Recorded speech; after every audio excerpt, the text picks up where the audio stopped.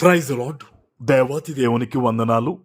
ప్రభు నామమున మీ అందరికీ నా ప్రత్యేకమైన వందనాలు, శుభాలు తెలియజేస్తున్నాను. మీరు ప్రార్థించిన తర్వాత మీ ప్రార్థనవసతలు నాకు తెలియచేయండి. నేను మీకోసం ప్రార్థిస్తాను.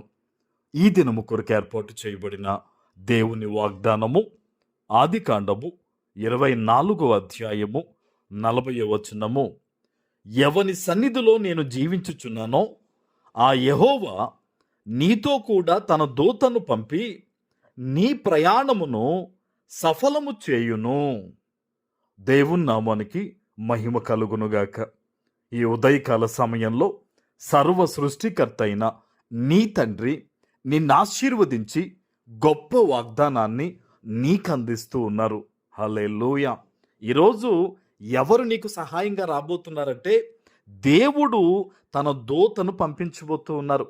అంటే మీరు అనుకోకండి దూత వచ్చినా కనబడుతుందేమో అని. లేదు, నువ్వు ఏ పని మీద అయితే ఈరోజు నువ్వు బయటకు వెళ్తున్నావో, ఉద్యోగానికి కానీ వ్యాపారం నిమిత్తం కానీ ఏదన్నా ఒక కార్యం నిమిత్తం నువ్వు వెళుతూ ఉన్నప్పుడు దేవుని సన్నిధిలో మోకరించి ప్రార్థన చేయి. అయ్యా, ఈరోజు ఈ పని మీద నేను వెళ్తూ ఉన్నాను, ఈరోజు ఈ ఆలోచన నా పట్ల నెరవేరాలని నేను ఆశ కలిగి ఉన్నాను. తండ్రి, నీ చిత్తాన్ని నా పట్ల నెరవేర్చు అని నువ్వు ప్రార్థన చేసుకుని అడుగు బయట పెడితే గనక దేవుడు తన సహాయాన్ని నీకు ముందుగా పంపిస్తారు. ఆమెన్. ఆనాడు అబ్రహాము ఇంట్లో పనిచేసే పెద్ద దాసుడు ఇస్సాకుకి ఆ పెళ్లి కుమార్తెను తీసుకురావడానికి వెళ్ళాడు. అయితే అబ్రహాం చెప్పాడు ముందే, నువ్వు వెళ్ళు, నా దేవుడు తన దూతను ముందుగా పంపించి సమస్తము ఆయన జరిగిస్తాడని.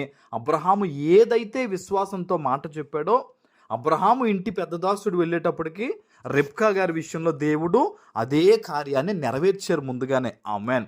అంటే చూడండి, విశ్వాసంతో అబ్రహాము పలికిన మాటను, ఆయన ప్రార్థనను ఎవరు చూశారు? దేవుడు చూశారు.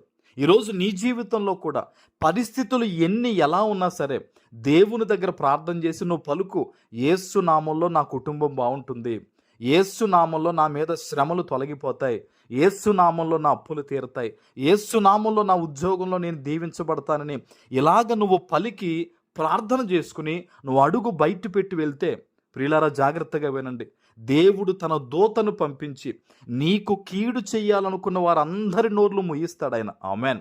అపవాది ఏదైతే గుంతలో నువ్వు పడిపోవాలి, జారిపోవాలని వాడు త్రవ్వి ఉంచాడో వాటన్నిటినీ దేవుడు ఏం చేస్తాడు? మూసివేసి సమమైన మార్గాన్ని నీ కోసం దేవుడు ఏర్పాటు చేస్తాడు.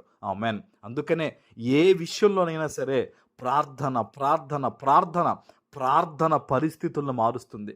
ఈరోజు నువ్వు చేస్తున్నావా ప్రార్థన? ప్రతి విషయంలో ముందుగా దేవునితో మాట్లాడుతున్నావా? లేదా నీ నిర్ణయాలు నువ్వు తీసుకుని, నీ ఆలోచన నువ్వు చేసేసి, నువ్వు చెయ్యాలనుకున్నదంతా చేసిన తర్వాత ప్రభువా నన్ను దీవించని దేవుని పాదాలు పట్టుకుంటున్నావా? ఆలోచించండి. ఈరోజు నీ తండ్రి నీతో మాట్లాడుతున్నాడు, ఆయన సహాయం చేస్తానని చెప్తున్నాడు, ఆయన అభివృద్ధి పరుస్తానని చెప్తున్నాడు. కనుక మొదట ప్రార్థన చేయండి, మొదట వాక్యం చదవండి. ఏ పనైనా సరే, అది ఎంత పెద్ద పనైనా సరే దేవుని తర్వాత ఏదైనా. ఈరోజు నువ్వు ఎక్కడి నుంచి ఎలాంటి పరిస్థితుల మధ్య ఈ వాగ్దానం విన్నావో సేవకునిగా చెప్తున్నా, నువ్వు దేవుణ్ణి గనపరిస్తే దేవుడు నిన్ను గనపరుస్తారు. ఆమెన్. తలలు వంచండి, ప్రార్థన చేసుకుందాం. పరిశుద్ధుడా, ప్రేమ కలిగిన తండ్రి, మీకు వందనాలు. ఈ ఉదయకాల సమయంలో మీరిచ్చిన ఈ గొప్ప వాగ్దానము ప్రతి బిడ్డ జీవితంలో నెరవేర్చి స్థిరపరచమని యేసు నామమున ప్రార్థిస్తున్నాను తండ్రి. ఆమెన్.